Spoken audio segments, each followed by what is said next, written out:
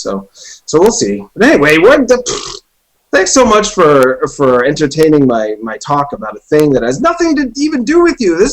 I should be, and I am so excited to have you on the show. You're an important guy. You're an interesting guy. I'm going to talk about you now. How are you? I'm getting performance anxiety. I'll be honest with you. Now that you said that, now the fact that it's on me. Happens to everybody. Yeah. Isn't a tablet? That was much easier. No, I'm fine. I'm good. Yeah? It's it's the end of the weekend for me. It's 9 o'clock in the UK. So Beware, audio fixed. Oh, perfect. The audio is fixed just in time to actually talk to the guest about the guest. In case people don't know, Mike Bithell developed Thomas Was Alone, which is a game that's on PC and Mac. It's on PC and Mac, right? That's right. As of now? Yeah, as of June. It was released in June. It is a game that is about abstract shapes, mostly rectangles, who are friends on an adventure. Is that right? Indeed. That's about it. Yeah, that's it. Yeah, it's about friendship and jumping. And what inspired you to make this game? When did you start on it, and what inspired you to make it? It's a weird one. It was a weird kind of side effect. I was working on something else because I work in the traditional games industry by day. This is kind of my hobby stuff. And me and a friend had been talking about an idea of we watched Oh Brother Where Art Thou? You know the Coen Brothers movie? Oh sure, it's a great movie. We watched that. It's a great film. But we watched it and we liked the idea of the chain gang, the characters tied together, and thought that would be an interesting platforming mechanic. So I sat down one evening after work and made two characters, made them jump independently, and was just about to implement rope, kind of tying them together, when I actually thought, that's kind of interesting. There's something there about characters, like you don't need to constrain it. And then I had a weekend free, and I did a 24-hour jam with it, and just kind of took the idea, made a little flash game, which I believe your lovely website covered. I hope so. Yes, I think so. So that was about a year and a half ago, and it kind of, it was the thing that week. It got loads of hits, and people seemed to like it. So I just started making it into a proper, full-on game. Spent about a year of evenings and weekends and put this together. Wow. Yeah, it's a long time. And so just so people know, how much content did they get in that game? How long would you guess it would take a person to get through it? Well, I discovered yesterday. I had no idea this existed. There are websites that track how long people have taken on games. Like they can submit, and you get like the average. It's amazing. It's a really good tool. But no, I can speedrun the whole thing in an hour and a half. But I think most people take about kind of 3 to 4 hours. It's a small game, but hopefully it's a game that kind of doesn't kind of outstay its welcome or repeat itself too much. An hour and a half's long. I think people can beat Spelunky in like 6 minutes. And that's a great game too. In fairness, though, the thing with Thomas is it's kind of designed to be not easy, but kind of it doesn't punish you. You don't die a lot, which is kind of a big deal. So if you compare that to, say, I don't know, a game like VVVVVVV, which I'm a massive fan of, like that game kills you all the time. So you can, I think the speedruns for that are about 15 minutes. But because you die so much, you don't care and you're enjoying that loop. Whereas with Thomas, you don't die so much, so it needed a bit more content in order to feel kind of, like it was a fair game. Well, awesome. That just means you made more game for me to play. So a little bit, yeah. Yeah, and it's a game kind of focused on taking a look at a situation, looking at your resources, which is you and your friends, and figuring out how to progress. So it's more on the puzzling side, though there's definitely some skill-based aspects to it, too. I think so. It's weird. I think someone compared it to a strategy game to me the other day, and I thought that was kind of interesting. Kind of, it is about more so than just like, can you jump to that little dot that you need to land on, which there is a bit of that in there. But it's more, it's how to combine these characters. So you've got multiple characters that you switch between, and some can jump higher than others, some can double jump, some have different relationships with gravity, and some are double jump. It's all about kind of basically it's different characters from platformers that I like. So you've got Mario and various other kind of incarnations and different jumping mechanics in there. I didn't notice that. Which one is Mario? Thomas was trying to be Mario. All I did was I started off trying to kind of emulate the feel of that, because obviously it was a massively awesome platformer, and then basically play tested it for a year, and it evolved into something else. But that was definitely the starting point. Oh, interesting. I had no idea. So take Mario and Oh Brother, We're Out There, and you are Where Out Thou. Jeez, I did my English wrong to an Englishman. That was very embarrassing. And you take Mario and Oh Brother, Where Art Thou, and you get Thomas Was Alone. That sounds like it's ripe for awards. Have you won any awards yet? I've not won any awards yet. No, What? I've not. It's only been out a month and a bit. Oh, I okay. don't know. I'd like to win some awards, but to be honest, the main thing is just to self-aggrandize a bit. The reviews have been lovely, and the players liking it, and that's the important stuff. That's good. Someone might give me like a shiny thing to put on my shelf. That would be lovely, but I'm sure it's inevitable. I'll give you an award later today. I'll give you this baby picture, and I'll paint it gold. Oh, That's nice. so Yeah, it's a baby. Your baby, I presume. I don't know whose baby this is. I just get cards in the mail with babies on them, and that's a thing in my house now. So, I don't know if you know this, but your game inspired an argument between me and our most famous editor. It was awesome. I listened to that one evening after work. I was sat in the office. I was doing just because we're making like a social game. So I was sat kind of balancing numbers late in the evening, and someone sent it to me and said, "Mike, you got Jim Sterling annoyed." You didn't. I did. No, I didn't. You did, but you used me as an example in your battle. But yeah, no, it was interesting, and it's good to hear that kind of discussion. And it's not something honestly that I expected around the game, because to me I wouldn't put it in an art game category, and it was kind of interesting. Yeah. It's interesting hearing the way people have, because that's definitely, you're not the only person to have said that. It's kind of interesting that it's kind of become part of that debate, which it wasn't intended, but it's fascinating reading up. For people who don't know, Jim Sterling had this game code for Thomas Was Alone and said to Destructoid, to our reviewers, said, "Hey, I've got this art game you can review." And then someone else said, "Oh, I don't really know how to review art games, so I probably shouldn't do that." And then I quickly, being the jerk that I am, was just like, "How about you don't call it an art game, because that doesn't actually mean anything at all." And then Jim freaked out eventually and got very defensive of the term art game, which I thought was strange. I don't know why he wants to defend it the way that he It's does. a weird one, because I think art game, because I'm not completely clear on the meaning, because it seems like my understanding from the games that I've seen referred to as art games, and I'm discounting Thomas because obviously I have all my own preconceptions about that game, but kind of it seems like it's a word you use for something that looks a bit different and doesn't play very well.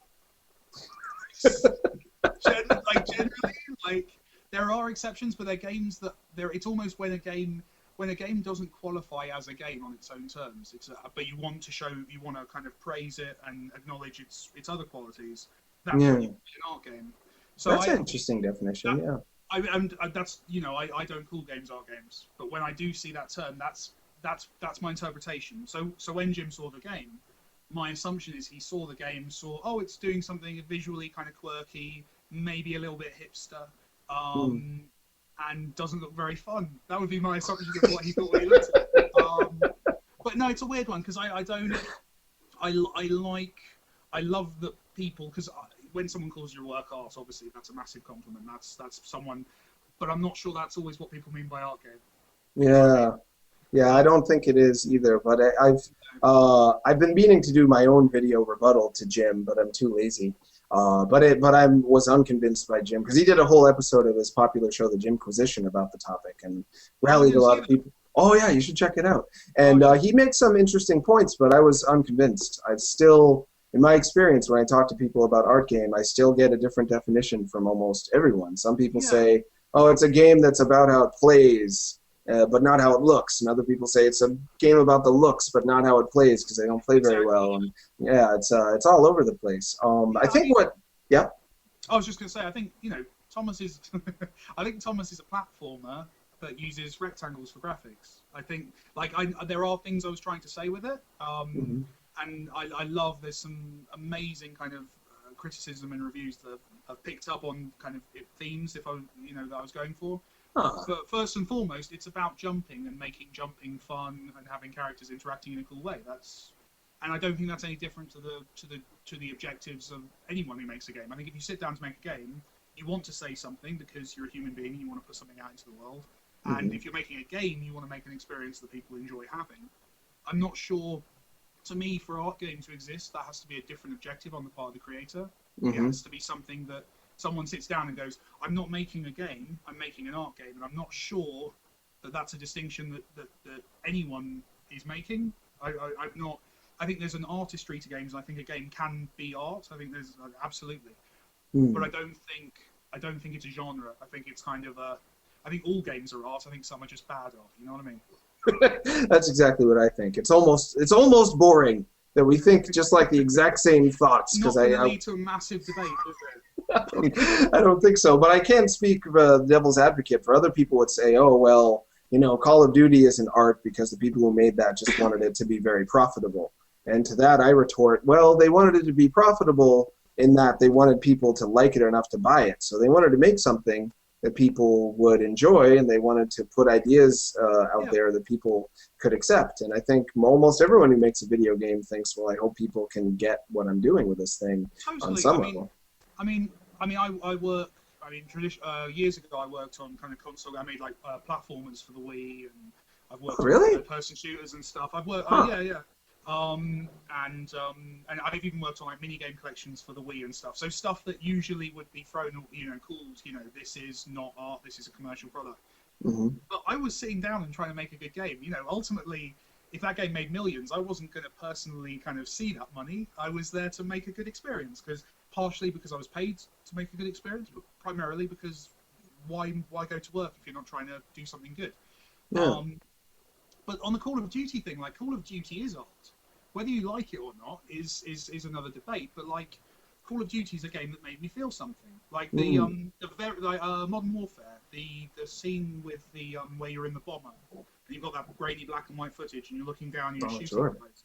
I don't know if anyone at Infinity Ward wanted that to be a harrowing and dark experience, but for me as a player, I found that incredibly distressing because it was such a throwaway thing. I was just shooting little glowing dots on a screen. It was very reminiscent of kind of news reports and stuff. So that really bothered me. That's art. If it had that effect on me, it doesn't. There's a whole, and this is we're edging into kind of very pretentious kind of modern art theory, but it's people. If something has a meaning for someone, arguably it's art, whether or not it was intended as such. That's a good definition for art, but the problem with it is then just everything's art, and then people are like, so why call anything art?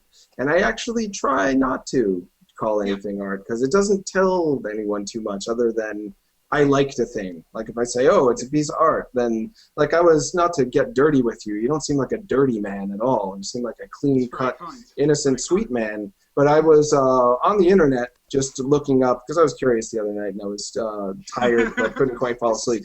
This is how awesome story starts. Yeah. So I just looked up art of in YouTube. I was like, I wonder what they'll be. And I got art of tricking a deer into thinking a decoy is another deer, and you shoot it afterwards. You just shoot it in the face. I'm like, that's art to that guy? And another one was art of deep throat fellatio. And I was like, oh boy, that's art now too? Maybe that's what they mean by art game? That's like the same as, what am I, basically, art just meant anything that people thought was good and important. Yeah. Be it shooting deers or mouth sex. Ugh, what a yucky term that is. I've never heard the term mouth sex. Yeah, it's an American thing. It's an American thing. I think there's... no, I don't think you guys invented it.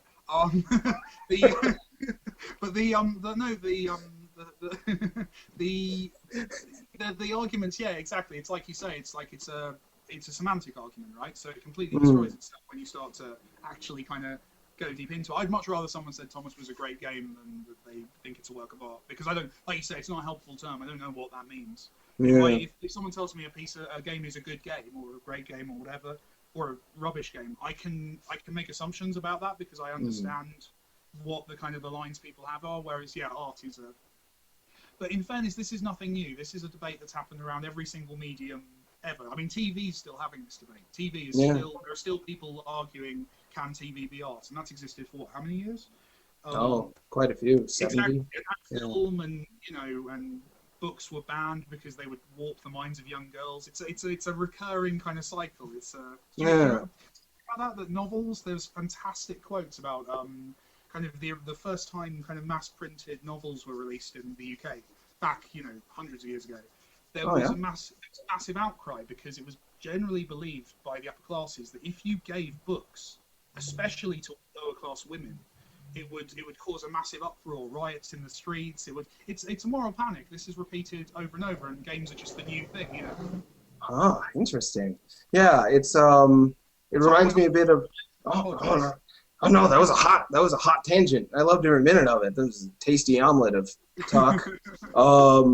With movies, when movies first came out, people are like, why would you even bother seeing a movie? You can just go to the theater and see real people. So you're right. It's just kind of the growing pains of the medium, and it's But I neat think that. what you get is you always get because you always have people who attack it, and well, Jack Thompson's a bit quieter than he was, which is good. Yeah. But you're always going to, whenever you have anyone attack games, you almost need like an equal and opposite force of someone trying to justify them as a medium. And I think basically a bunch of kind of mid-30-year-old guys realized that they were still playing video games, and there's a certain element of justification, I think, in the whole argument. People are like, this is a real thing, this is a real medium, there's meaning here, this is valid to my life, this isn't just a children's toy. And I think that plays into it as well. I think there's a lot of different kind of political goals of the various people involved. Yeah, consciously or subconsciously, Exactly. they feel the need to put a word that just means justified. I guess that's what art means. Just like this is a legit thing. Legit games, maybe they should call them, as opposed to illegit games like, I don't know, Call of Duty. One of the things I think cause people to call your game an art game is just the simple fact that you chose abstract graphics. Because when you don't make an effort to recreate the outside world, when instead you are either due to your means or your goals, just like, oh, I'm going to just keep it simple and keep it abstract and keep it iconic, because the characters, I guess you could say, are icons. People assume that you're trying to speak to your inner self and not speak about what you're trying to recreate in the world. So was that something you did intentionally to make the game more artistic, or was that more something that just was what you had for resources, or both? I think it was a weird one. It kind of evolved with it, because initially as I said, I made like a Game Jam prototype, which I've removed from every website I can, but various people copied it, so it's still there if people want to have a look. It's awful. It really was.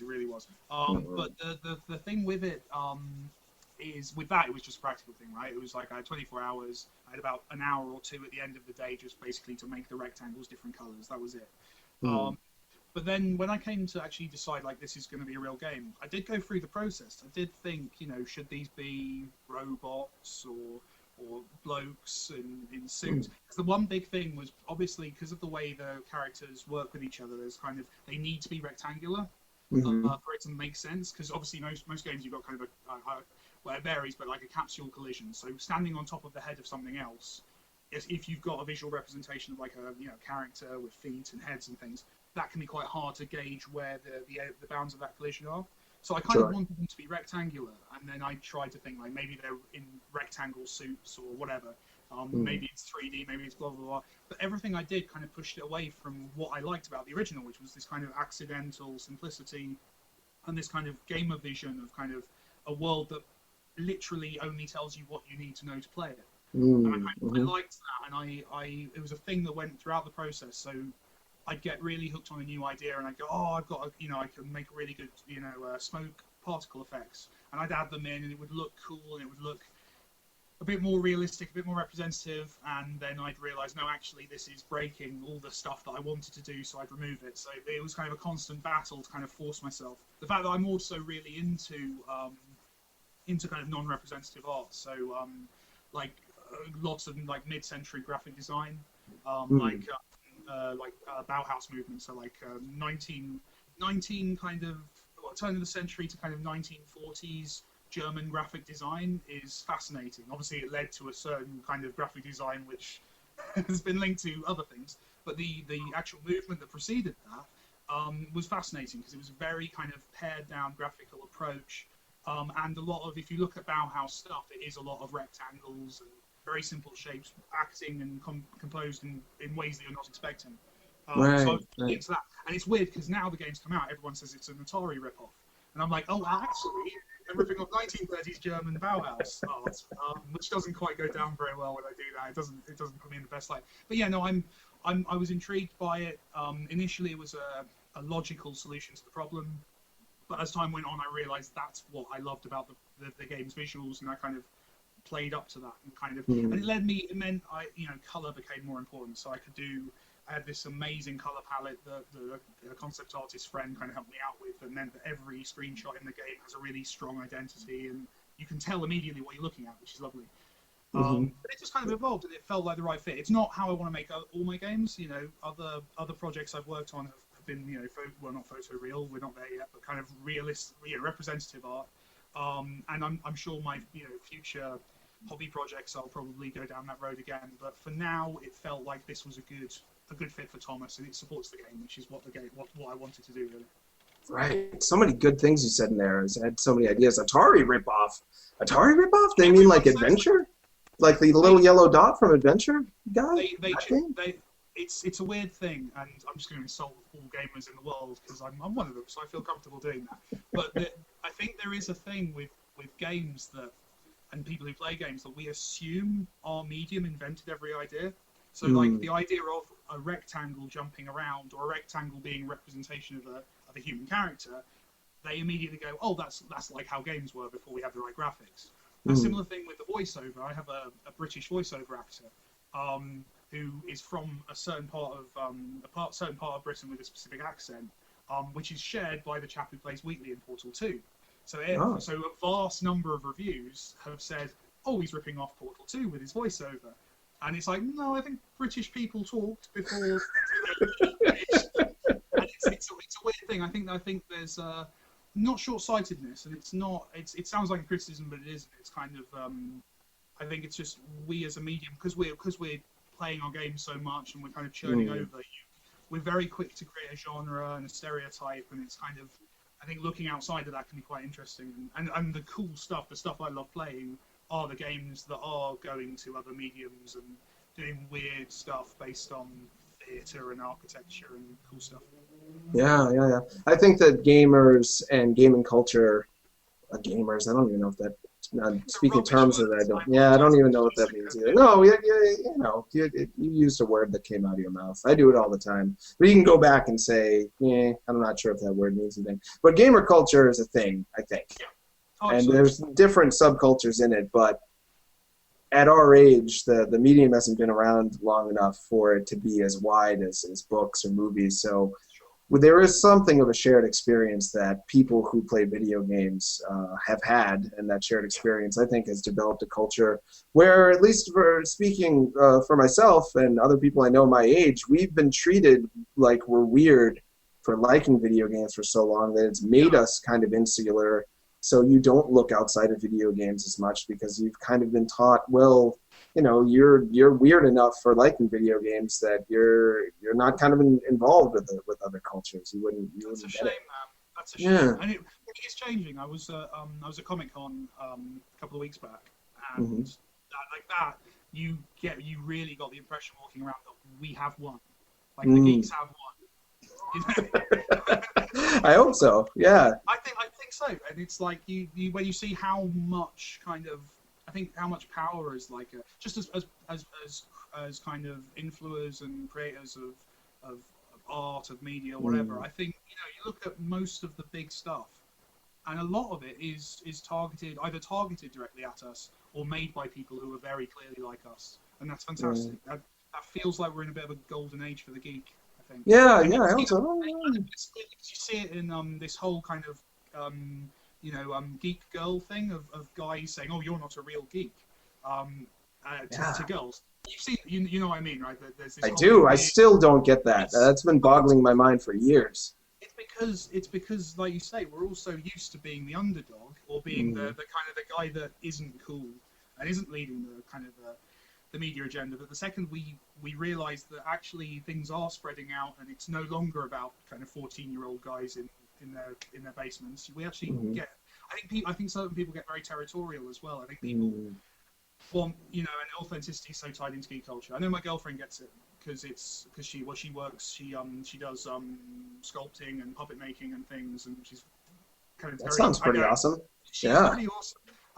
And she's in a lot of geek circles, and she's on Twitter and kind of talks about comic books and stuff. And she gets messages from guys going, "Oh my god, you're a real geek girl." And it's like it's a weird, like, Huh. like almost like there should be some kind of questionnaire system that we kind of.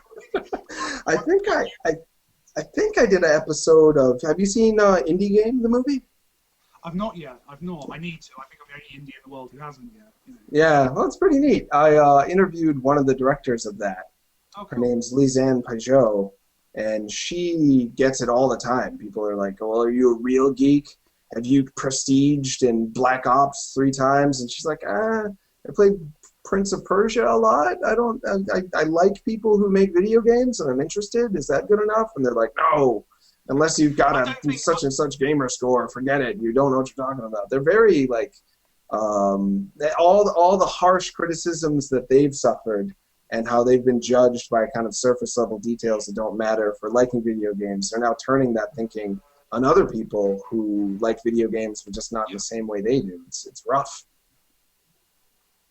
It's because we've become the kind of the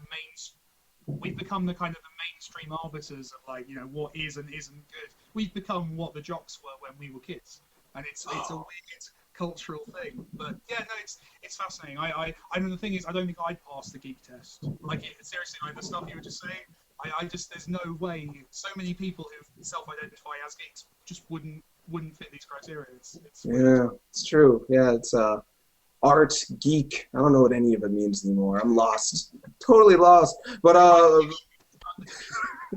we should just make up what the terms are and then force everyone to use them, just as we say. Grr. But before, I was going to say that what your game immediately made me think of was the Dot and the Line, which is an old Chuck Jones cartoon. And I think over email you'd mentioned that was something of an influence. Did you tell me that? Yeah, no, someone sent me. I think after the first prototype, a friend of mine sent me a link to it, and it's awesome. And it's again tied into that that kind of mid-century graphic design stuff, because they were doing all this, and it was a weird kind of. If you look at a lot of this stuff, and it's weird because it's coming back into vogue a lot because of, you know, Mad Men and stuff like that. But there is there were these amazing kind of graphic design. The ways people were pushing stuff, that all the rules about graphic design, all the typography, all the color theory, everything, that's so deeply kind of, so much happened in the 50s, and yeah, that film is a great example of that kind of stuff, and how much, because I think there's a fallacy that minimalism obviously came later, but that kind of the idea that if you just make a story about a rectangle, no one will care about it because it's not got a face. I think that was disproven decades ago, and then that film's a great example of exactly that you can tell compelling stories, have characters, have an unrepresentative artwork. Who was the exec who did the thing that now that games are going to have realistic graphics, suddenly we're a real... There was an article I read about... Oh, yeah. Like, because of realistic graphics, we can now do more genres of gameplay, and it just seemed... And the Who game was that? More. It was an exec. Was it David Cage? No, that's something he might say, though. It's definitely something he might say. Yeah. It was someone else. But I just remember reading that and just thinking, well, you must have really hated Mario and Tetris and all these games that mean so much emotionally. And I can tell you, and even games that are rubbish, I can tell you where I was, how old I was when I played Star Trek Hidden Evil, which was like this absolutely awful point-and-click adventure game I played as a kid. And games mean that much to everyone. It's not just they have so much emotional content, even the rubbish ones. And I think it's a non-representative medium by its nature. You know, the uncanny valley and everything. We're not actually tied into the real world, and I kind of wish we'd stop trying a little bit. I think it got as good as it needed to at Half-Life 2. I still do. I remember going to a GameStop maybe 8 years ago, and someone was talking about the Xbox 360 coming out, and they're like, amazing new shaders and this Pocky skin. They're gonna do Pocky skin, and I was just like, don't bother. You can stop at the GameCube. I'm fine. And they like chased me out of the store. They were so annoyed with me for my lack of excitement about the process of the evolution of the technical side of things. And I think it's great to expand what we can do, but why do it if it's not the best way to utilize the medium? It's undeniably helping, like in terms of like Mass Effect wouldn't exist without the Xbox 360, right? Like that is like where games are and the kind of stories and games we play now. It's amazing, but my only point is technology isn't the interesting thing. It's the use of the technology. It's these amazing creative ways it's used. I don't really care about the silicon and the whatever computer is made of wires. yeah, I agree 100% on that. I wonder if we have any questions yet. Nope, no questions yet. I've got plenty in my mind. Oh no, Conrad just hasn't. I mean, Sinistar hasn't given them to us yet. We do have some now. He's listening. Oh yeah, License to Bill asks, did any particular minimalist games inspire Thomas? Were there other games you played that kind of gave you either ideas or at least gave you mental permission to be like, this is a game I can make that people will like? That's interesting. I guess kind of in fairness, like, every game that existed before representational graphics, Tetris is one that obviously a lot of people point to as having similar kind of look. But I guess recently, like, I think Flash games have given us all permission to do this. Like, in terms of what you see on Congregate, these kind of really awesome, interesting new mechanics, and they are just rectangles, or and often they're ugly. Like a lot of the Flash games I've played that I've loved on Newgrounds and Congregate have got rubbish graphics. Like they're really like rubbish color, naff gradients, using some button icon from a tutorial. But they're fun, and I think once you have that kind of experience, that you realise, and this is I think what indie is in general, is when you realise you don't need a team of 10 people, where you can mess up, where you can do things that aren't quite perfect. I think that gives you a freedom to kind of to go, actually, I will make a game about rectangles, because if all these other people are allowed to do it, then maybe I can too, Oh, I've lost you. I can't hear you.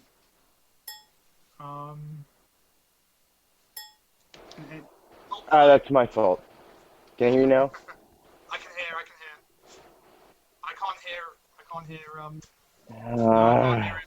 I was trying to figure out I was trying to solve an audio problem, and I muted Holmes entirely somehow, and I don't even know how.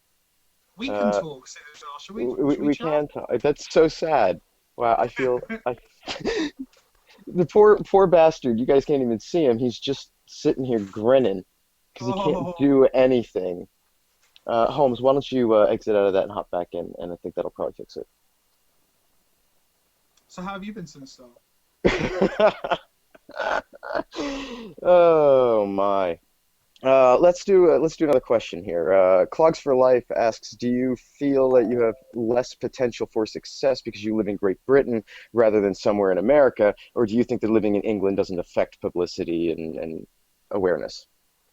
It's a good one. I think like there is a big indie scene in the UK. I think it's probably different. So I've not really met any American indies, so I imagine there are differences and everything. But there's a good group of people to kind of support you here, and that's cool. But I think in terms of publicity, sort of, a lot of American websites and blogs have written about Thomas, which is great. I've not felt ignored. I've got a lot of coverage, and to be honest, I sell most of the copies of the game in America, so something's going right. But it's definitely, I think you probably don't meet I know a lot of, for example, British games journalists, because they're the people in the pub when I go to the things, and so I don't have that kind of relationship with American journalists, which I guess helps. But it's the internet, isn't it? So kind of, if you make something relatively interesting, I think you'll get some kind of coverage and some kind of support and help. Would be that's too humble. Can you hear me okay? Hello, I can hear you. How are you doing? Good. Yeah, I feel great. I'm glad you answered that question while I was gone. Can you do me a favor and move your microphone up level with your nose, though? It might stay up there. That's perfect. I'm gonna hold it there, Oh no, it'll hold its position. Oh yeah, check this out. What did you do to that thing? Son of a bitch! I'm just gonna keep it right there. For those who are listening, on the podcast version. My No, just let microphone it just fell hang. away There's from my no point. nose. There's no You point to get it. sure? Yeah, it's No, not but I that look so different. cool now. I look no, not that different. Okay. All right, there we go. Sorry You look about like a that, guys. background character in Star Trek. It's awesome. That's what I was just thinking of. One of the ensigns. Yeah, Like yeah, an someone ensign. who'd be back, kind of a bit blurry in the background, doing maths at the controls without really. Looking smart and important, but not Yeah, enough to exactly. actually talk. Yeah, Yeah, don't talk. you know they're going to be in the background in the away mission. You're not that attached to them. You know they're not going to have anything that interesting happen to them. Yeah, but you like them all the same. Exactly. That's No, what I like to not think a I red am. shirt, not a principal character. Indeed. But I was really excited to hear the Tetris. That validated me selfishly because playing Tetris and then playing Thomas Was Alone, that's what I guessed your influence might be. I don't know. It's just a feeling I had, and it's strange to me that people make such a big deal out of a platformer with rectangles, being like, "Whoa, he's breaking all the rules," but then they'll play a puzzle game with rectangles and just take Yeah. it for granted as kind of a mainstream targeted game. I think there's something with platformers. I think because the kind of the literally it's most platformers. It looks like a cutaway, so it looks like you're actually looking at a representative scene. It might be a stylized scene, but you're looking at a character who can move via legs to run along areas, and something's dangerous is there that looks dangerous. So I think there's whereas a puzzle game kind of they usually exist in more abstract spaces, so it's more kind of five by five gems. It doesn't really mean anything. Right. I think that's probably what it is, and the fact that I've been kind of audacious enough to give them names and feelings about stuff, I think kind of that messes up a bit. But yeah, no, it's I think that's probably if I had to guess, but I don't know. Yeah, no, that's a valid guess. Absolutely. I hope that people can kind of break down what they have for a preconceived notion of what fits in a platformer and what is a normal thing to do in a game and what's not. Because the game, if you actually play it, it's just a pretty neat platformer. It's not hard to understand. Just Well, people, I'm sorry, Mike. What I meant by that was if you're worried, you're gonna have to like get your mind blown in order to you tolerate will the get game. your mind blown. You will Sure, get your mind blown. It's an indeed. amazing game. And Right, very but people are afraid to get their mind blown. They're like, "Oh no, I'm not going to play this weird game because it's going to be too hard for me to think about, and maybe it's going to not be fun because people who make weird games don't care about it if you have fun." That's what people might assume yeah. when they see a rectangle game. Like, "Oh, he didn't care about fun. He just cared about his message. That jerk. I'm not playing that Yeah. jerk's game." Err. In fairness, though, like that was kind of, I guess, a controlled risk I took. Like I made the decision, right? I could absolutely have given this cute characters with faces and you know nice box art and actually kind of done that if I wanted to. So I don't hold anyone else responsible for that. It's it's I made a choice to be a bit pretentious and and that's I get that and I'm not kind of it's a weird thing because I think I hear too many indies moaning about players. And I think I made the choices here. I made a game about rectangles. If you want to play it, I'd love you to, and I think you might enjoy it. But it's not, you know what I mean? It's not. I don't think it's anyone's. I think it's just a choice I made. In the same way as there are people like I know myself, with the exception of a couple of things, I hate fantasy. If it's got swords and magic in it, I hate it. If it's got ray guns and lightsabers, I think it's amazing. And that's my preconception, and that's fair enough. People have different kind of tastes, don't they? And I kind of so yeah, I don't hold anyone responsible for that. Sorry, I keep doing this. I keep going off on one. I apologize. No, I enjoy it. That's what the show's all about. It's getting people to get to know you, and that's. I feel like you're really that's just showing awful. me. That's the point of the show. It's because people, video games, people don't get to know the people that make them because they stop at the surface of the game and are rarely able to go past that. So yeah, this is perfect. I just I'm afraid to talk. I have all these things I want to say, but I don't want to take up time where you could have been talking. And ironically, I just did that by talking. I'm the worst. I need more people like you in my life who will just do this for me. People Anytime. in real life, people want to have conversations. They have opinions of their own. They want to I discuss. know. What are This they is thinking? Great. I love this. No, it's just you, about you talking. So I'm going to think of something else that you can respond to, and then you just Cool. talk for as long as you can afterwards. Wow, there was a lot of good stuff you said back there. I was watching Jackson Pollock, the movie. Have you seen that? Is that with Ed? What's his name? That is with Ed With Harris. Ed, my mate Ed Harris. Yeah. I've I've not seen it. I'm familiar with the artist, so I Yeah. assume it's kind of the standard biopic of kind of he's awesome, but ultimately kind of lets down his friends and his Yeah, that's about likewise. right. Yeah, he Cool, cool, drives awesome. Jennifer Connelly off a cliff or something, and then he's a jerk. Oh He gets dear, fat too. Yeah, people hate him when he gets fat. it People hate fat happens. people. I noticed. Yeah. Yeah. But he says in that movie that um, he did his art the way he did because he thought that trying to represent the world was no longer really a sign of the times anymore, and Because of instead he wanted. photography, right? Yeah, it was kind Yeah. of not only was it obsolete, but the times were too complicated to try to just sum up with like, a picture of people having a picnic or Mm. of a beautiful building or something. That complicated times are going to demand abstraction. And I have noticed that abstract games are getting more well accepted. And I'm wondering if that's the direction we're moving in. Something you said earlier that really made me think was that you wanted to kind of be as simple as you could to be direct with your message, and you didn't Yeah. want to add smoke effects and stuff like that because it's going to cloud the message. And I get the sense more and more that that's what people want from their games, which is don't waste my time with a lot of fluff or a lot of showing off, and just give me the message. Because what with the way things are these days, there's so much information coming at us all the time. We Yeah. want it filtered and quickly into our brain. So is that something you went into? And that's what I attribute some of your success with your game, by the way, is that it doesn't waste your time. It just gives you the ideas and gives them to you clearly. There's something also Jonathan Blow's doing with The Witness. It's funny to Yeah. talk to different developers that are trying to do the same thing. But was that anything that went into your thought process, trying to kind of fit the times in that way? I wouldn't necessarily attribute it kind of necessarily to the times. I'm not. I think the key thing is I think gamers are becoming really, really familiar with the medium. Like they Mm. understand it. There's I think Ralph Costa, who I quote like daily. Um, I don't he know who he that is. Who's that guy? he wrote Theory of Fun, which is it's amazing. Just read it. It's game design summed up in 200 convenient pages with lovely illustrations. But basically he talks a lot about kind of how players play games. And one thing that rung really true for me was that the kind of the representative art you have in kind of the average game, that's not actually what you're interacting with or seeing.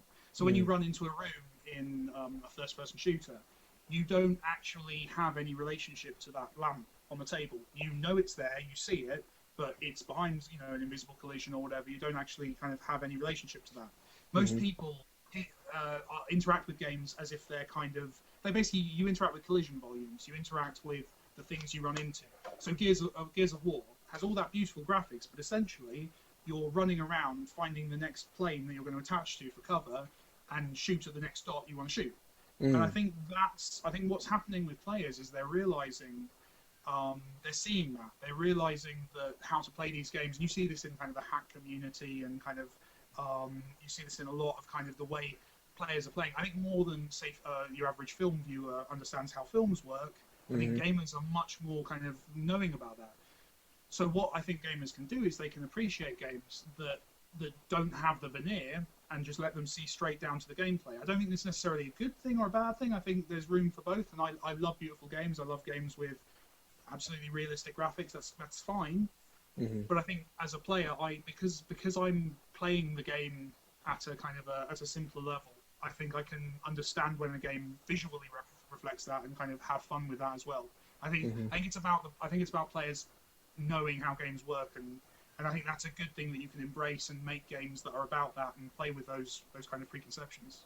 Yeah, yeah. As a person who plays video games, I am kind of exhausted with a game that tries to trick me into thinking something is real and it can't at this point. Yeah, So when a game doesn't even bother trying to trick you and just says, this is a video game, I know this is a video game, let's focus on the mechanics and what they can do. Um, I feel more respected, I guess, in that way. I don't feel like I'm being treated like someone who doesn't know that there's going to be invisible walls somewhere and exploring a big open world game where I just can't. Oh, you can't go to that field because the invisible woman's there with a force field. And you just can't see her. It's like don't even make the world that big. Then don't put that in my face because I'm too old to be tricked by your tricks. Yeah, I kind of feel that way at this But point. the tricks are fun, right? The tricks are fun, and that's all games are. I mean, the kind of the illusion of achievement and the illusion of going places and having experiences. We love that, right? That's sort of what games are at a basic level.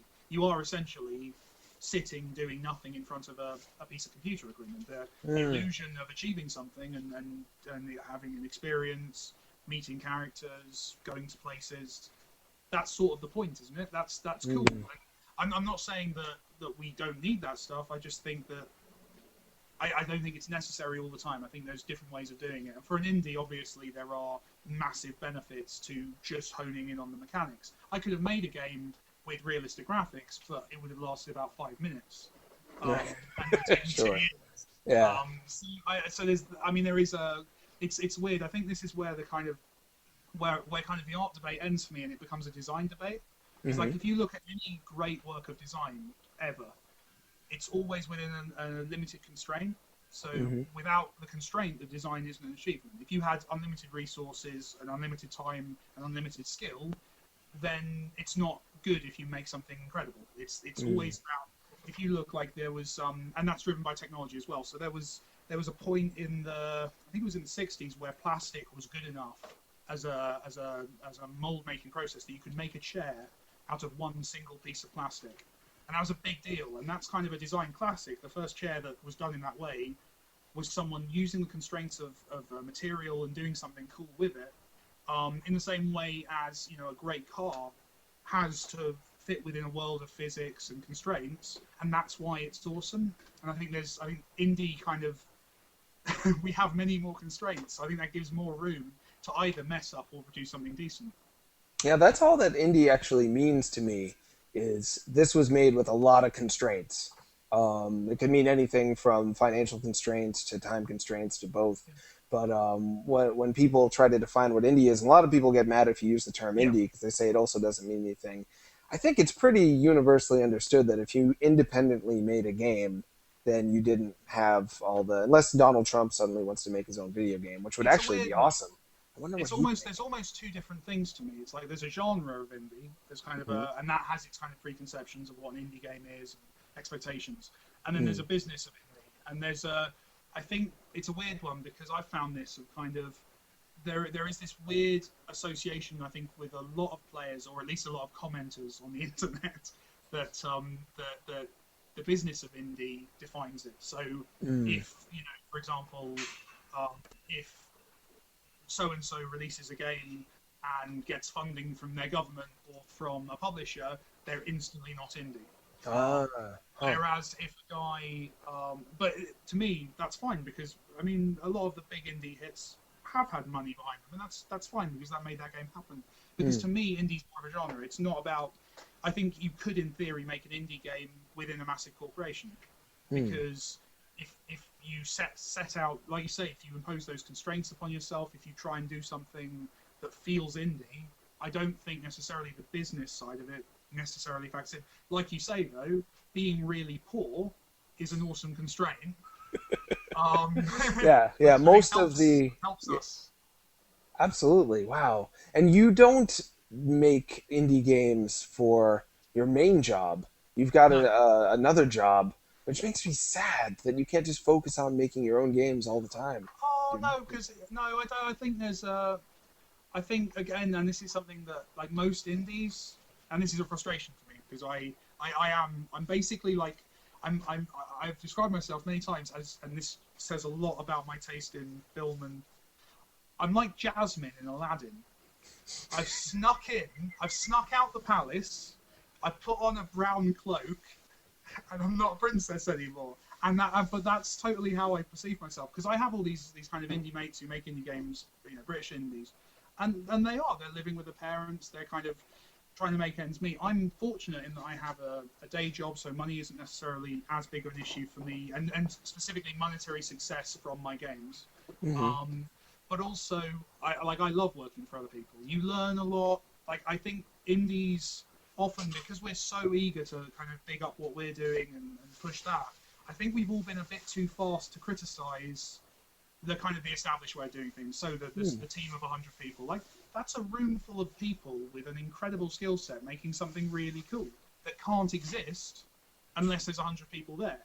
And I think it's very easy to kind of see indie as the kind of heroic, awesome, creative role, and working for the man as the kind of the less exciting, less artistic way. I actually really like making games for other people. I like the challenges of working with different people, the amazingly talented people I get to work with, and the constraints, because there are constraints of kind of if you've got, other people have their opinions, which is always massively annoying.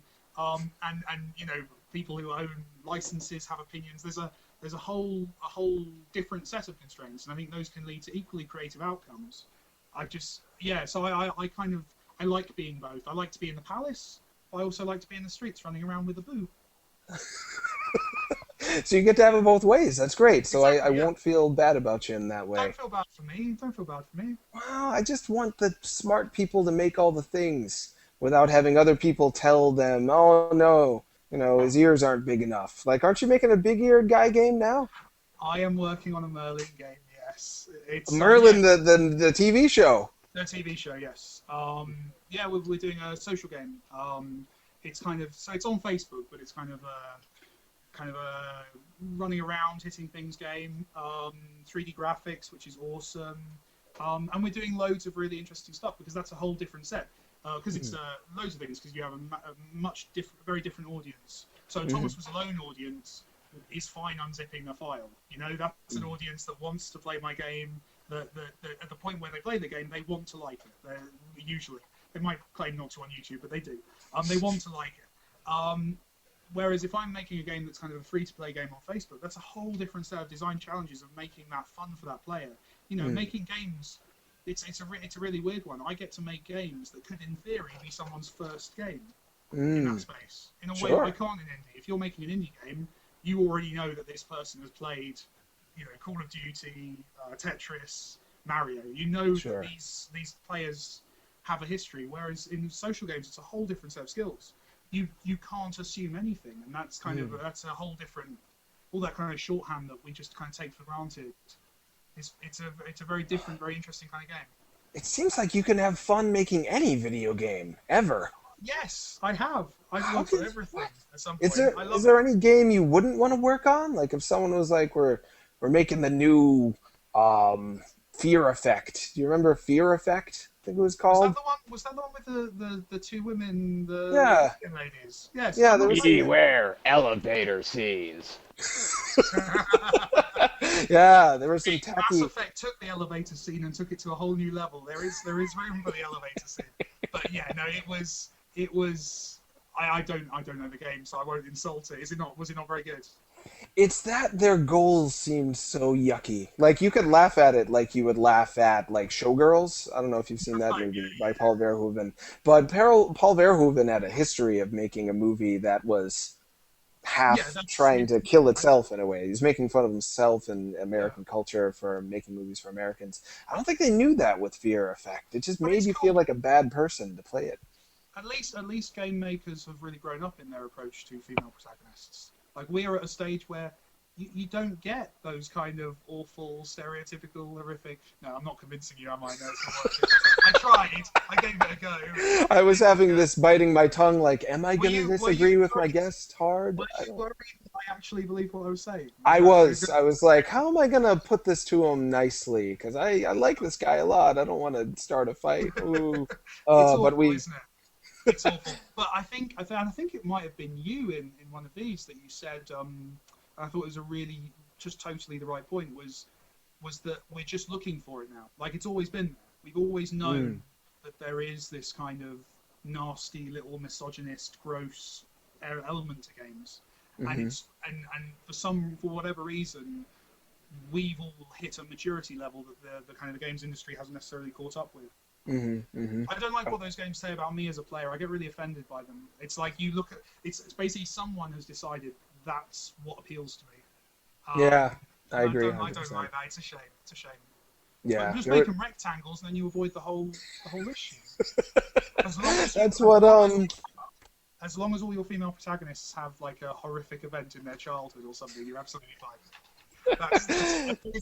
Well, I think Notch recently said all of his characters are like agender bisexuals, which was neat. I don't know if you It's can do that. But, it's an yeah. interesting bit of revision because he'd always referred to him as a bloke, hadn't he, until about 2 weeks ago. Yeah, yeah. But the animals are, aren't they? Because the animals have kind of gender traits of both. So he has like cattle with like udders and horns and stuff. So, but then Barnyard did. Do you remember Barnyard? There was this awful CG animated movie. Oh, where they sure, had the movie Barnyard. udders, and that's a very difficult conversation to have with a child. Sure, it's just There's yeah, differences between gender. Yeah. yeah. I don't.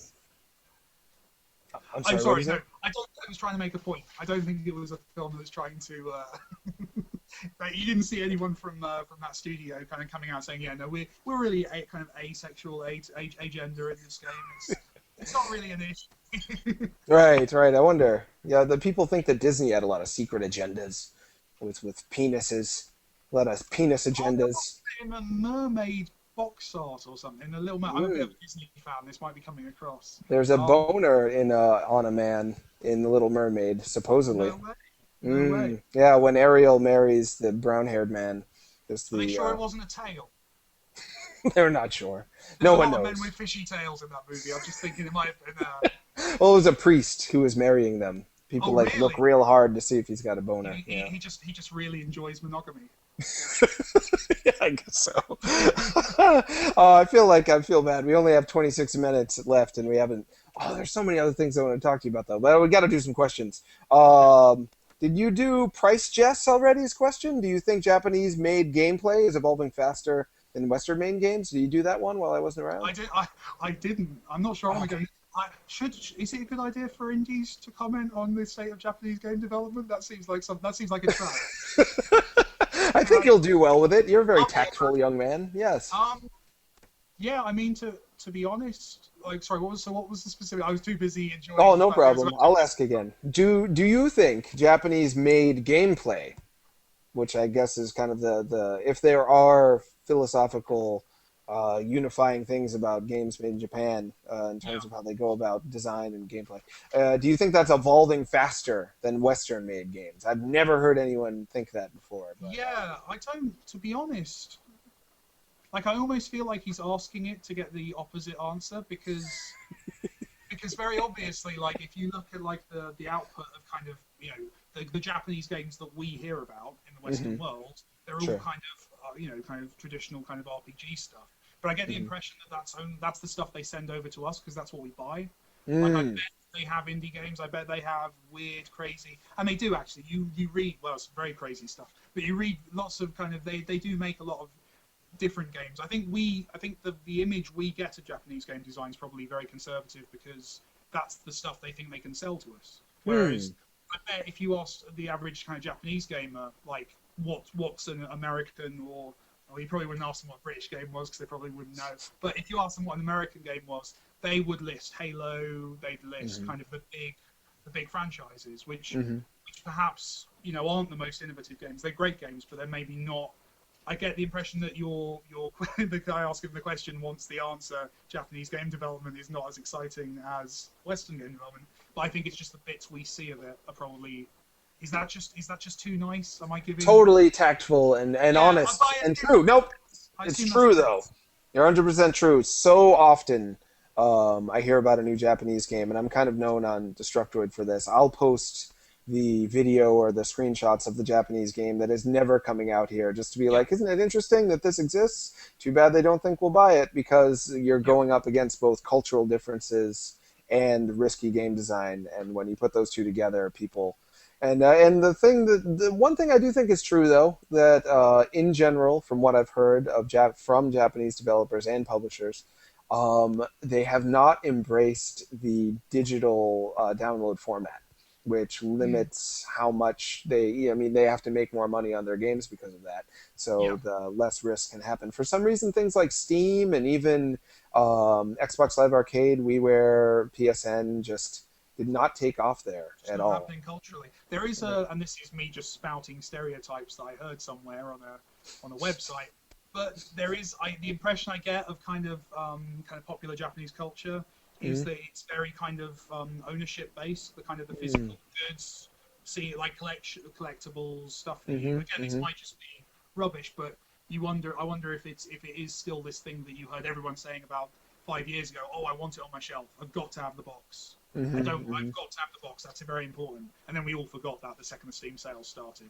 I'm not very excited about this. I as well with downloadable in terms of us seeing kind of Japanese downloadable games. I guess the other big issue is the language. Is that I can release a game, and let's not forget Britain isn't in America. Fortunately, because we share a language, I can release a game, and any American can play it. I can tell Americans about it; they can enjoy it.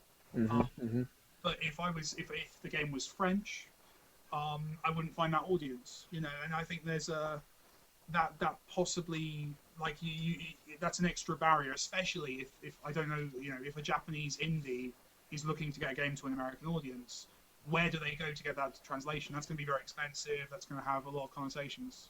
So I think we're seeing a very small segment of that market. Yeah, I agree 100%. The biggest story lately was Nigoro, the company that made La Mulana, which was an influence on Spelunky, and it's one of the few Japanese indie games other than Cave Story to really get a lot of media attention. They couldn't get it brought out on WiiWare here because it was too buggy and it took too long, and the developer, Tyrone Rodriguez, who's been on the show before, just couldn't risk the amount of money it would cost him. So it is much harder for them. Yeah, absolutely. So I'm backing you up 100%. We've got more questions. Here's a question from Slow Holmes, who's a frequent viewer of the show. Hi, Slow Holmes. Nice to see you. Do you feel British games have an inherent theme or stylistic tendency in the way that Russian games are often very gritty and dark? What? Russian games? They are, though. He's right. There's definitely kind of a post... I don't want to say post-apocalyptic, because I don't think that's necessary, but there is definitely a feel to Russian games of kind of... at least the ones I've played, of kind of, Stalker and that kind of... And Metro... What is it, Metro? Last Light? Yeah. Well, the last one, there's a number, but anyway. 2084 or something, yeah. Oh, sorry. That one.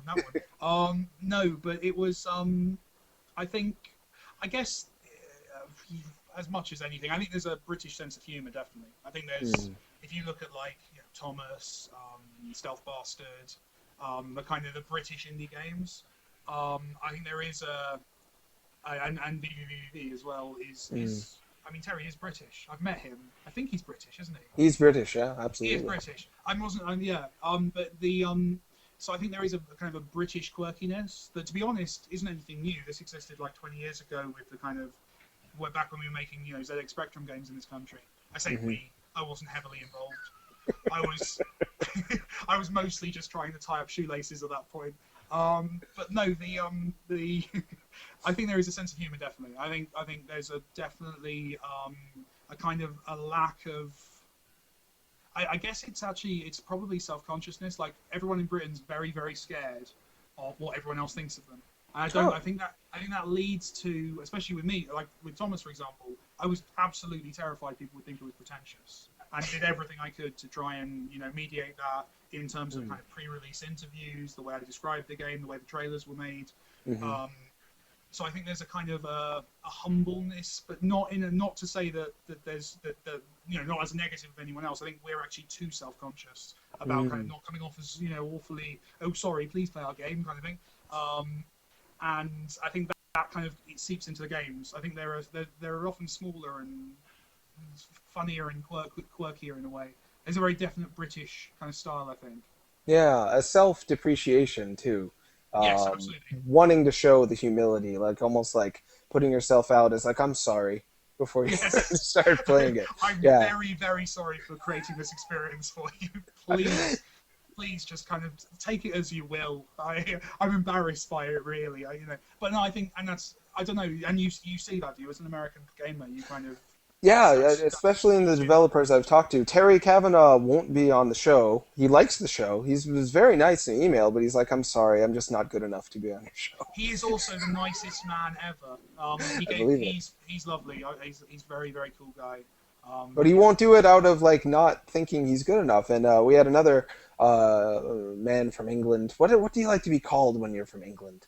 An Englishman? English. Yeah. I had another English on the show, Jasper Byrne. And he was just like, "Oh, you shouldn't have to buy my game. I'm so sorry." He made Lone Survivor, which is my favorite Yeah. survival horror game of the year. But the humility, you're right on track with that. Is So my what you're point. saying is I'm arrogant. Not at all. You've been quite humble throughout the Thank show, you. in my Thank you. opinion. Yes, indeed. Let's see. More questions. Got to get all the questions in before we run out of time. With the voice asks, Yes. do you think games could be a big influence in positively changing people's level of empathy, since it affects us so much on a personal level? And what about the possibilities for its uses in a negative way? Example, saying a certain country is the enemy, used as like propaganda and whatnot. Hmm. Yeah, no, that's a good question. I think totally. I think I think there is definitely something. I don't think video games cause us to all be axe murderers, but I do Hmm. believe the media you have in your life, the games, the books, the films affect how you see the world. I do think there's an element of. I think inevitably, like if we truly believe that games change your worldview in a positive way, I think we have to accept Hmm. that there's the flip side to that. So I think that's a good point. I think in terms of helping, I think they already are. I think games can teach massively awesome things. I think the problem we have at the moment is that a lot of games are driven by the kind of the hero story, the kind of wanting Hmm. to be awesome, be bigger, stronger, and better than everyone else, which is Hmm. fine, which is a fine fantasy to have, and I bloody love Prototype 2. But it's not the only story, and I think we're starting to see that broaden, especially and in mainstream as well. It's not just indies, I think Heavy Rain, for its issues, I think it was definitely trying to do some cool stuff in that area.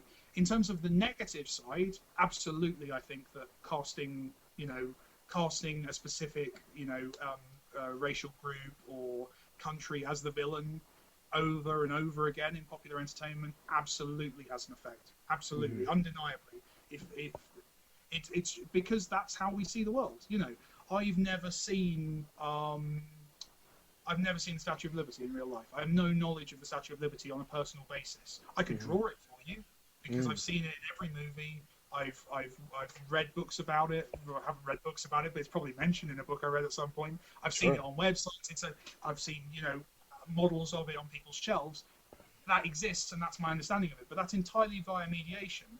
So it stands to reason that if it was decided by popular culture, the Statue of Liberty, it's a very bad idea for me to choose a massively iconic American thing for this. I apologize, but if someone were to decide the Statue of Liberty was the worst thing ever, and every single time I'd seen the Statue of Liberty, it was shown to me in a negative light, then that would be my understanding of the Statue of Liberty. I would see that as a negative thing.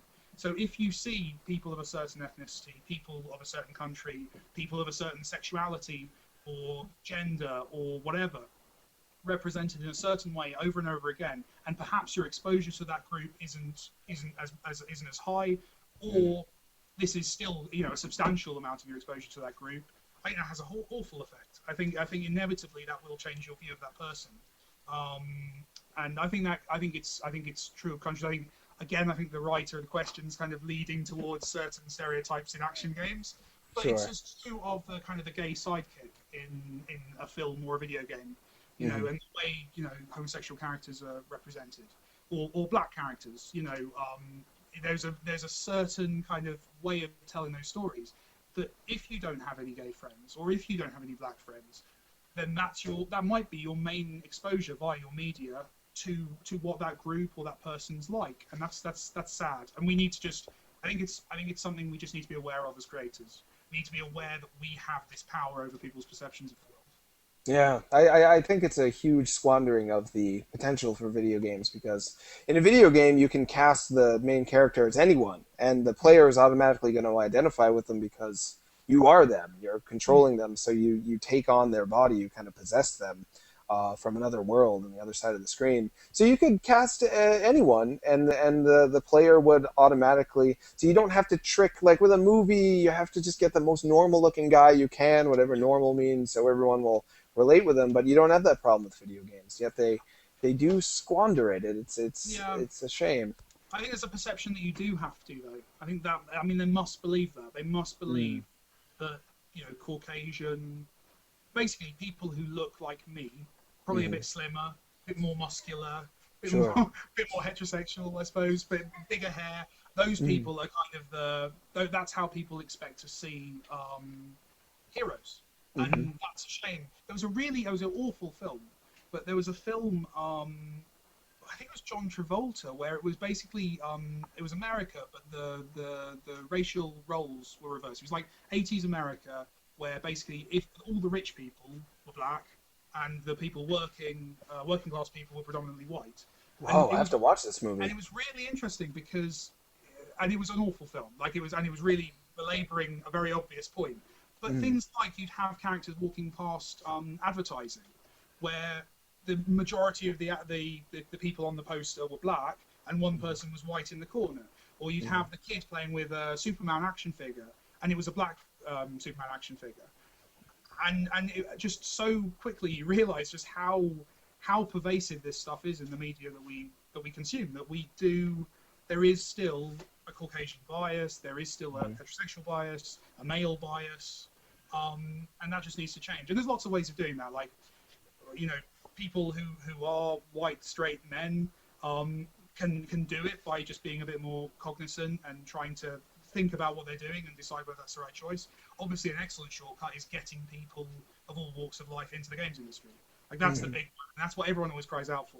And it's not like a male game designer can't design a game for female players. Of course they can, but the female player has a different perspective. Basically, different perspectives help. And if you're of a different gender or from a different background, then you're going to automatically have a different perspective, and that can only be a good thing. Sorry, again, right around the house. No, I loved it. I just had to cough the whole time. I didn't want to interrupt you. I don't know, some cutting there, some speckles coming through my window. What I hope happens is that video games figure out that they're the best, because I feel like the medium has been like, with pornography. I don't know, when pornography first got big in the United States, it was in theaters and it was considered like a cool thing to do. Jack Nicholson was seen coming out of the theaters having some... Yeah, that's right. Right? Yeah. And they had storylines, they had music, they had comedy. Love that we've got back to oral sex, by the way. We started there, we come all the way back. Sure. Yeah, it's just, how my mind works, I guess. But then pornography was actually decent films, or at least starting on being decent films. But then after it got shoved down and like, oh, if you like pornography, you're a terrible person, then they just gave up on making quality and just kind of spoke to the lowest common denominator in kind of a gross way a lot of the time. And with video games, piracy had a massive effect on pornography. Like, apparently, academically speaking. No, that's a good point. Like, there is apparently, I can't remember where I read this, but I was there for the articles. I know that much. But there was there is a thing now that the big porn manufacturers or directors or creators or whatever can't make high quality porn anymore because they know it'll be pirated instantly on the internet. It's weird actually how the kind of the analogies between movies and games, and I think pornography is an excellent example. You should continue. Sorry. Oh, thank you. I appreciate it. Yeah, and piracy, I think you're alluding, piracy is an issue with the games industry too. So people think they have to chase this lowest common denominator because you have an audience that's got a built-in shame to them, so they're not going to be willing to take risks or not going to... when you've shamed someone, you make them hide with their stuff somewhere, and then the stuff has to always make them feel a little bit better about themselves, or just put them in a total fantasy at all. So it's not open to any sort of risks or criticism. But if we can get out of that, I think they'll start making games with a black lead character who does not talk like 50 Cent or Bill Cosby, because right now those are your two choices usually. Bill Cosby. Oh, yeah. I forgot about Mr. T. He's good, too. Yeah. Hopefully we'll get there, but it's a kind of it's a snake that eats itself sort of thing, because games won't come out of the cultural gutter until they start doing those things. And likewise, they won't start doing those things until they get out of the cultural gutter. But it does. I mean, it is starting. And I know, I mentioned Prototype 2 earlier. Obviously, a game with a black protagonist who does sound like 50 Cent. Like he's very much tied into the gangster rap culture in terms of the way he talks, and it's not quite necessarily the depiction that is like the ideal depiction. But still, a mainstream game had its white protagonist replaced by a black protagonist. That's still that's a big deal. Like it's not the end to that conversation, but it's definitely heading. It seems in the right direction. I don't know. I don't know. If it's not quite there, is that still acceptable? Is it still a problem to have? If you're sorry, I'm going to ask this question again in a different. Are you asking me a question? Neat. No, one does that.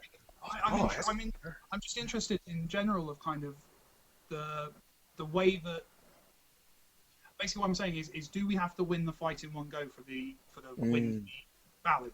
Is basically what I'm saying is do we need to have off the bat an absolutely fantastic, massively representative, cool, interesting black protagonist immediately, or is Prototype 2 an acceptable step on that path? I don't know. It's interesting though. I think it's an appropriate step, just like Jesse Jackson was a step towards Barack Obama. Yes. Jesse Jackson, he talked a little bit funkier than perhaps he needed to as a politician. Did a lot of rhyming. I don't know if you remember Jesse Jackson, but he'd be like... He's not as big a figure in British politics, but I have heard of him, Yeah, he did some hilariously terrible stuff on Saturday Night Live. Anyway, I think that we need to applaud the positive steps that are taken, but still be critical at the same time. And it's true with women as lead characters in games. Bayonetta, there's some great things about her, but some things that make me feel terrible. And but just she's there to appeal sexually to teenage boys, right? Like that's the major problem with that. But then other people tell me, oh no, I don't see her that way at all. She uses her sexuality to manipulate boys and have fun with it, and that's something that some people see as empowering. It's hard for me to say as a dude whether she's a good female role model or not. Sure. Whoa, any word on Thomas coming to Steam, asks Sinistar. Sinistar, what about that? I mean, Mike, what about that? Is that going to happen? I'd like it to. Yeah, it would be awesome to be on Steam. You're coming into shot there, Kerry. That's okay. It would be awesome to be on Steam. It's a process, basically. Fortunately for me, people like my game, so that's a big plus. It's reviewing well. It's getting a lot of positive kind of feedback. And I get about 2 emails a day suggesting. Actually, usually it's a suggestion. It's like, have you considered Steam? Why no? It hadn't occurred. So no, it's a process. Hopefully there at some point, either via kind of the old model, which was you kind of send them a build of your game, which I did a while ago, and if that comes together, or via this new Greenlight chart, which is very interesting, which hopefully kind of people would get behind. But yeah, no, absolutely, I'd love to be on Steam. At the moment, touch wood, people are being very kind and buying it via other means. But yeah, I'd love to bring it to the Steam audience because I think there's an enormous, myself included, audience of people who don't necessarily seek out or don't buy indie games unless they're on Steam, because there's almost a curation thing, isn't there, with Steam? Like if it's on Steam, absolutely. It's a good game. Like it's a kind of a trust thing. So for lots of reasons, I think it'd be cool, and it would be great for players. And I want to do loads of updates, and updates are very hard unless you have a kind of a platform like Steam kind of behind it. So, yeah, hopefully is the answer. It's not a very good answer. It's the one I've got. Oh, it's a detailed, heartfelt answer. My favorite kind. I thought it was great. Would you want it on other stuff like XBLA, PSN? I could see it being kind of fun in 3D. That'd 3D. Be good. Yeah. Oh, on the 3DS, yeah. Yeah, that would be fun for me. I'd play it. I've got the Oculus Rift ordered from the Kickstarter, so I'd love to get it on VR.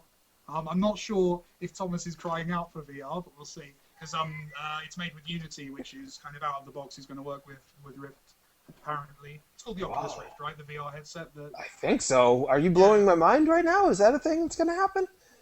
You've seen the Kickstarter, right? Yeah. Yeah, it's out of the. I mean, I've sent off for the developer pack, so I'll get that at some point in months and months, and then Unity, which is the platform, which honestly is where a lot of indie games are made. So indies are going to get on that very quickly.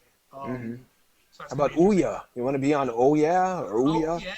Well, again, Unity exports to So I guess I'll put it wherever. To be honest, I think it could be very interesting to play on a controller. Like it was designed very much for PC, and I know I lost some points in some reviews for not having controller support. But yeah, and I think touch devices, whether they're iPad, kind of tablet stuff, tablets like the Wii U, would be very interesting to.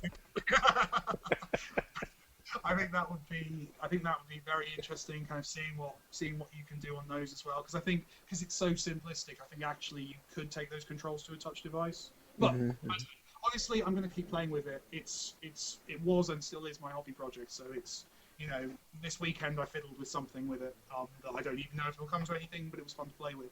I'll continue. Sorry, that was a bit of a teaser there. No, it's exciting. To know that a thing might happen is what video game news is all about. That's all we write about. I'll leak some awful photocopies of things for you, and that'll be good. But I think I'm going to play with it for a while. Thomas is my hobby project for many more months to come. I'll keep playing with it and see where we can go, see where we can put it. And it's a lame thing to say, but it is all thanks to the community. Like seriously, it's incredible how massively awesome indie gamers are. The self-identifying indie gamer who really pushes and helps, and like Let's Plays. I love Let's Plays. I've got really into them. There's loads of Thomas ones. So Let's Plays where the videos. Yeah. Talk all over all that lovely soundtrack and voiceover you do, and it's awesome because it's great because you see all these players playing and people discussing it, and it's a really I think the kind of this upswing of the indie, it's for a lot of reasons in terms of technology. But I genuinely think it's largely because of the virality of kind of crowds now. The things can get shared very easily, and that's because before, if you had a thing that you wanted a lot of people to play, you had to buy an advert, and that was a cost.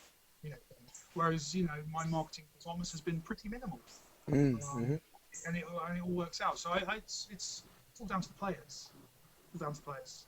Yeah, and they're there, and they respect what you're doing and are willing to give it a shot, which is awesome. And they would have before, but these times, you're right, they've changed to the point where I think people are both hungry for something new in a way they haven't, because they've kind of seen what games can do and are looking for that next level. And I tend to think that the games that you're doing and a lot of the people I have on the show, maybe I'm biased, but I think that they may be kind of the next step of where games are headed. I hope so.